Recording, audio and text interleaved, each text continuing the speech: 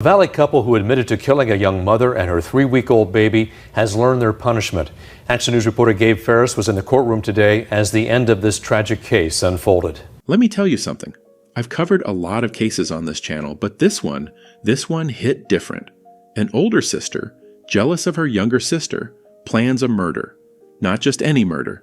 She kills her 18-year-old sister and her 3-week-old niece while they're sleeping. And y'all, the baby was shot in the back. Like, how do you even process that? This is the story of Yanelli Solorio Rivera and her daughter Seline, and the person who took their lives was someone who was supposed to protect them. Welcome to Crime and Humanity. Every crime is a human act, shaped by choice, circumstance, and consequence.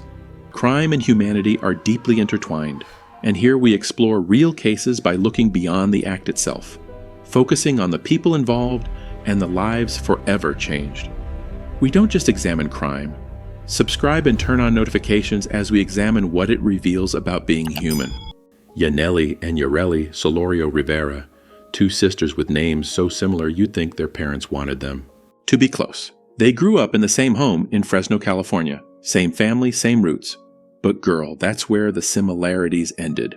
Yanelli was 18, beautiful, outgoing, the type of person who walked into a room and everybody noticed.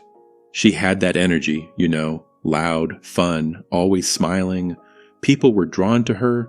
She played basketball in school, led her team to a Valley championship. Her friends said she lit up every space she entered. Then there was Yarelli, 4 years older, 22. And from what people close to the family said, Yarelli lived in her little sister's shadow. While Yanelli was getting all the attention, all the love, all the praise, Yarelli was in the background, watching, resenting it. Now, in most families, the older sibling is supposed to be the protector, the one who looks out for the younger ones. But Yarelli, she didn't feel that way about Yanelli. Not even close. She posted nasty comments about her sister on social media, made it clear to anyone paying attention that she didn't like her. And when Yanelli got pregnant, that hatred turned into something else entirely. September 2022, Yanelli gave birth to a baby girl named her Seline. This baby came into the world with the brightest smile, 3 weeks old and already bringing pure joy to everyone around her. Yanelli couldn't stop smiling. She was loving being a new mom, posting pictures, showing off her daughter, living her life. But Yarelli, she was watching all of it. And that jealousy she'd been holding on to for years, it started eating her alive. Here's where things get real. Yarelli had a boyfriend, 26-year-old Martin Arroyo Morales. And Martin wasn't just some regular dude. He was a validated gang member. Had a rap sheet that included kidnapping and discharge of a firearm. This man was dangerous and Yarelli knew it. Now the family knew Yarelli and Yanelli didn't get along. That sibling rivalry was no secret, but nobody thought it would ever go this far. Nobody imagined Yarelli's resentment could turn into something this evil, but it did. Yarelli and Martin started planning. She told him she wanted Yanelli gone. And not just Yanelli Seline, too. The baby, a 3-week-old infant. Yanelli wanted both of them dead. The night before the murder, Martin handed Yarelli a Smith & Wesson 9mm handgun. He told her exactly where to shoot, exactly how to do it. They went over the plan and Yarelli agreed to all of it. No hesitation, no second thoughts. September 24th, 2022. That morning, Yarelli walked into her baby sister's bedroom. Yanelli was asleep. Seline was cradled in her mother's arms. Both of them peaceful, both of them vulnerable. Yanelli pulled out that gun and she fired. She shot Yanelli multiple times, arms, abdomen, chin. The baby, still in her mother's arms, got hit in the back. Yarelli kept shooting, kept pulling that trigger until both of them were gone. Yanelli died trying to protect her daughter.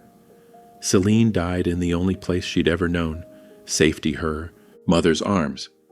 And then Yarelli turned around, handed Martin the gun, and watched him run out of the house through the garage. At 7:20 in the morning, a 911 call came in. Gunshots heard inside a home in southwest Fresno. Family members were outside panicking, saying they heard the shots coming from the bedroom where Yanelli and Seline were staying. Officers responded. They walked into that bedroom and found a scene so horrific it left even seasoned detectives shaken. And one 8-year-old mother and her 3-week-old baby, both dead, both shot multiple times, the baby still in her mother's arms. The officers who responded that day said it was one of the worst things they'd ever seen. And the question everybody was asking was, who would do something like this? But here's the thing. Yarelli was standing right there with the family when police arrived, crying, acting confused, playing the role of the devastated sister. Police started working the scene immediately. They checked for forced entry. There was none. They looked at the home security camera. It had connectivity issues. No footage. The family's guard dog didn't bark. Didn't alert anyone that a stranger was in the house. That's when investigators started putting the pieces together. Whoever did this wasn't a stranger. This was someone the family knew, someone the dog knew. They initially thought maybe it was a murder-suicide, but that theory got thrown out quick. There was no gun at the scene, and the angle of Yanelli's wounds, they showed that someone else had fired those shots. This was a homicide, premeditated, calculated. Detectives started interviewing family members one by one. And when they got to Yarelli, her story started falling apart. First, she tried pointing the finger at other people, said maybe it was the baby's father, maybe it was someone else with a grudge. Then she told investigators she'd been with a friend the night before the murders, said she got home around 1 but when detectives tracked down that friend, the friend said Yarelli had asked her to lie. She wasn't with Yarelli that night at all. So where was Yarelli? Cell phone records told the real story. She'd been with her boyfriend, Martin, the gang member, the man with the violent history. Detectives set up wiretaps on Yarelli's phone. They started listening, watching, gathering evidence. And here's where it gets even messier. One family member told detectives they blamed Yarelli for the murders. Another family member said they saw Martin running from the garage with a gun right after the shooting. The baby's father, Yanelli's boyfriend, suspected Yarelli from the jump. He knew the sisters didn't get along. He knew there was bad blood. And he wasn't shy about saying he thought Yarelli had something to do with it. But here's the thing that makes you wonder. Was the family protecting Yarelli? Did they know something and keep it quiet? The police said the family had been cooperative, but clearly there were secrets being kept, things people weren't saying out loud. The breakthrough came when investigators got their hands on surveillance footage from the neighborhood. They were able to positively identify Martin on that tape. He was the person seen near the house. And when they dug deeper, everything clicked into place. Yarelli made that 911 call. Martin ran from the house with the gun. The guard dog didn't bark because Martin was familiar. He'd been around the family before. On the night Yarelli and Martin were arrested, they brought both of them in for questioning. And when detectives put the evidence in front of them, the surveillance footage, the text messages, the cell phone records, the witness statements, both of them cracked. They confessed. Yarelli admitted she shot her sister and her niece, said it was planned, said Martin helped her, said they did it together. And when police asked about remorse, about guilt, about whether she felt anything for what she'd done, Fresno Police Chief Paco Balderrama said it himself. We saw no remorse whatsoever, no guilt, no apprehension. Yarelli and Martin led detectives to the murder weapon, that 9mm Smith & Wesson handgun, the same gun that took 2 lives. But the question still remained, why? What kind of jealousy drives you to murder your own sister and your infant niece? According to Yarelli, it was pure jealousy, hatred that had been building since they were kids. She said the family always favored Yanelli, always gave her more love, more attention, more everything. And Yarelli, she just sat there and watched it happen year after year, resentment turning into rage. When Yanelli had Seline, that was the final straw for Yarelli. She couldn't take it anymore, couldn't stand seeing her sister happy, couldn't stand seeing everyone celebrate this new baby while she felt invisible. So she decided both of them had to go. She and Martin planned it out. The night before, he gave her the gun and told her where to aim. The next morning, she walked into that bedroom and did exactly what they'd planned. Shot her sister, shot her niece, no hesitation. After the shooting, she handed Martin the gun, let him run out, and then called 911 herself, played the shocked sister, the grieving family member. Like she wasn't the one who just pulled the trigger. Police arrested both Yarelli Solorio Rivera and Martin Arroyo Morales. They were each charged with 2 counts of premeditated murder. A shocking arrest in the murder of 18-year-old Yanelli Solorio Rivera and her 3-week-old daughter, Seline. Today, police announcing the arrests of 22-year-old Yarelli Solorio Rivera, Yanelli's sister, and her boyfriend, 26-year-old Martin Arroyo Morales, for 2 counts of premeditated murder. Our Ben Morris joining us live outside Fresno Police Headquarters tonight. And Ben, police now describing how they unraveled this case. Yeah, Chief Paco Balderrama saying the real breakthrough in this case came when police identified Arroyo Morales. And the chief says the murders were a crime of passion. Fresno Police Chief Paco Balderrama is a veteran cop, but he says he's never seen anything like this. Some very bold comments were made by the people involved as far as the motive for this crime, I can tell you that. And we saw no remorse whatsoever. No guilt, no apprehension. Police initially saying family members outside the home dialed 911 back on September 24th, and that Yarelli was there that day, allegedly already planning the murders. Video released last Sunday showing Arroyo Morales, who police say is a validated gang member. Chief Balderrama saying the video providing an opportunity to bring the 2 individuals in. In the last few days, they were detained, they were interviewed by homicide detectives, and at which time they confessed to the crime and led detectives to the whereabouts of the murder weapon.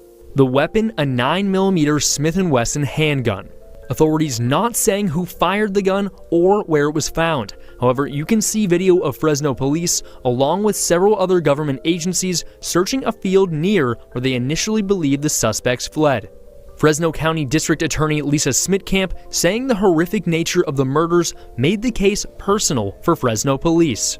There's nothing that tugs at the hearts and souls of people who wear badges than the death of young people. But when there's babies involved, it hits nerves. And those of us involved in this business, we don't sleep. We don't rest. The charges included special circumstances, multiple murders.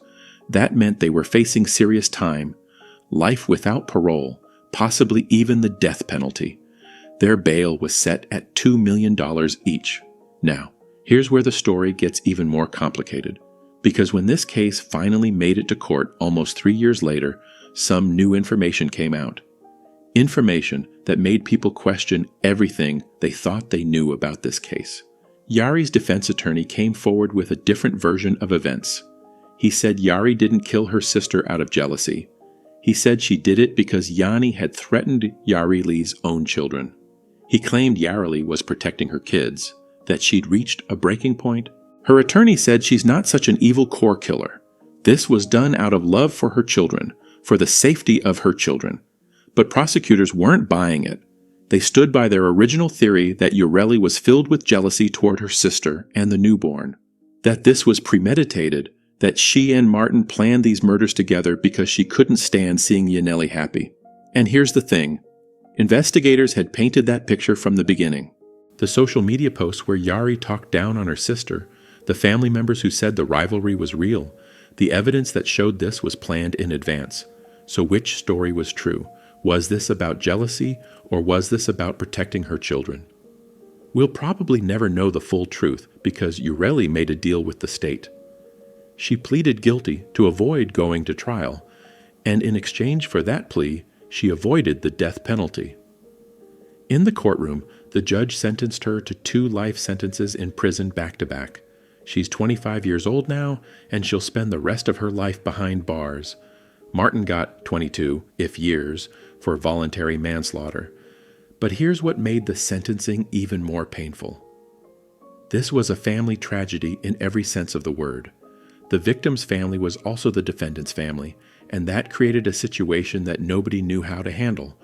When Yarelli stood in that courtroom, one person showed up to support her, her father, the same father who'd lost one daughter to murder and was now watching his other daughter get sentenced to life in prison. He spoke in court, and his words were heartbreaking. He said, El juez y la fiscal, yo creo. I come here to accompany my daughter today. The father putting the blame squarely on the boyfriend. Cuando el culpable está aquí. I believe that you are making the wrong decision, you and the DA, when they want to send my daughter for life to jail when he is the one guilty of all of this. A father torn between two daughters, one dead, one going to prison forever, trying to make sense of how his family ended up here. But here's what stood out to everyone in that courtroom. There was nobody there to speak for Yanelli and Seline, no victim impact statements, no family members standing up to talk about what was lost, just silence. And Yarelli and Martin, they never said a word, not an apology, not an explanation, nothing.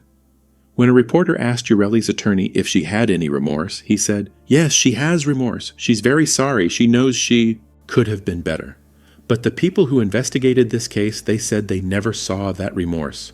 Not when she confessed, not when she led them to the murder weapon, not during any part of the process. Fresno Police Chief Paco Balderrama said it clearly.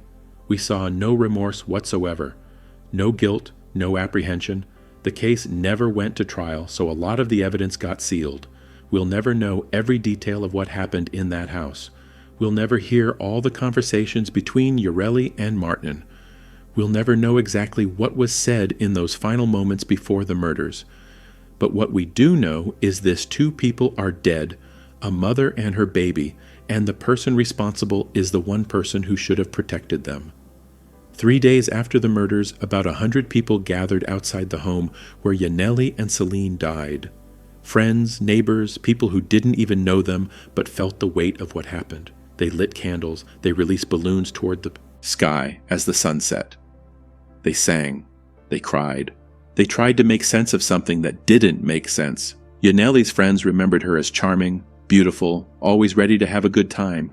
She was a happy girl, the kind of person who made everyone around her feel good. One friend said she would always light up a room. Another friend talked about her basketball days, how she led her team to victory, how she had that competitive fire. She was a great basketball player. She was just a great person with a ton of energy, a ton of joy. And Seline, she was just 3 weeks old. A bundle of joy who never got the chance to grow up, never got to take her first steps, never got to say her first word, never got to know what it felt like to be loved by a world that was waiting for her. The family didn't speak publicly after Yareli's arrest. Maybe they were trying to protect her. Maybe they were just trying to process the betrayal, trying to figure out how to grieve two people while also losing a third to prison. Seline's father, Yanelli's boyfriend, made a decision that showed just how deep the pain ran. He didn't want his baby buried with her mother. He didn't invite Yanelli's family to the funeral. He blamed the entire family for his daughter's death. So Yanelli and Seline, who died in each other's arms, were separated in death, buried apart. A mother and daughter who should have had a lifetime together, torn apart even after they were gone. The only comfort anyone could find was knowing that somewhere, somehow, they were reunited, that in whatever comes after this life, they were together again. This case shook Fresno. It shook everyone who heard about it because it wasn't just about murder. It was about family. It was about jealousy so consuming it destroyed everything in its path. It was about two innocent lives taken for no reason other than one person's inability to deal with their own feelings. Yarelli Solorio Rivera will spend the rest of her life in prison. She'll have decades to think about what she did, to think about the sister she killed, the niece she murdered, the family she destroyed. But no amount of time will bring Yanelli and Seline back. And that's the real tragedy here. Not just that they were killed, but how they were killed by someone who should have loved them, by someone who shared their blood, by someone who was supposed to be family. Make it make sense. You can't because there's no logic in this, no reason that makes it okay, no explanation that justifies what happened in that bedroom on September 24th, 2022. 2 life sentences for Yarelli, 22 years for Martin, But for Yanelli and Seline's loved ones, the sentence is forever. They'll carry this pain for the place the rest of their lives. They'll always wonder what could have been done differently. They'll always ask themselves if there were signs they missed. And they'll always remember a young mother who loved her baby with everything she had, and a baby who never got the chance to live. We tell these stories because these lives mattered, because Yanelli mattered, because Seline mattered, because domestic violence and family violence don't just happen in the streets or between strangers. They happen in our own homes, by people we trust, by people we love. If you or someone you know is in a dangerous situation, please reach out, get help. Don't wait until it's too late. Hit that subscribe button, share this video, drop a comment, and let me know your thoughts. And remember, justice isn't just about convictions. It's about making sure these stories are told. It's about making sure these names are remembered. Rest in peace, Yanelli Solorio Rivera. Rest in peace, Seline Solorio Rivera. Gone too soon, taken too violently, but never ever forgotten. We'll see you in the next one. This has been Crime and Humanity. We'll keep bringing you this stories daily. Don't forget to subscribe.